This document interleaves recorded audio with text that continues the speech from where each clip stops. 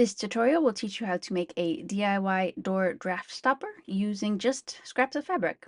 It's an easy way to use up some of those leftover fabric scraps that's actually useful. To start with, just arrange your fabric scraps however you like.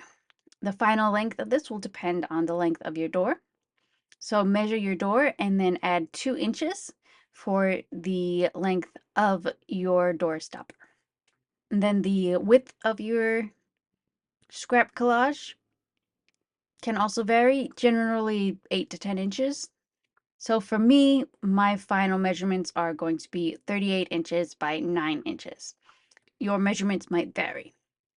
After you arrange your fabric scraps, you'll want to sew them together one at a time until you have your whole rectangle. Then you want to trim the sides of your fabric scraps so that you have straight edges on all 4 sides.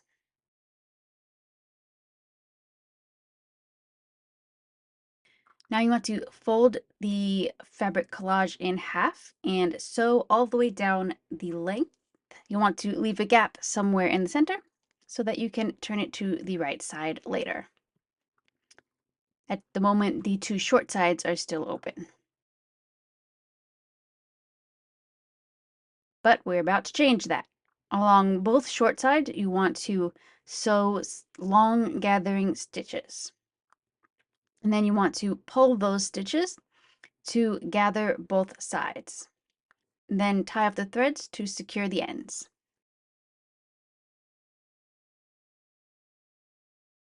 At this point, you want to turn your door stopper to the right side through that gap you left.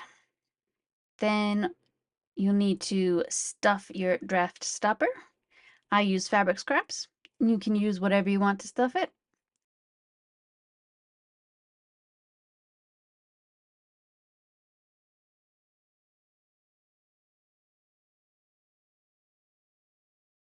And then all you have to do is sew up that gap to seal everything in place.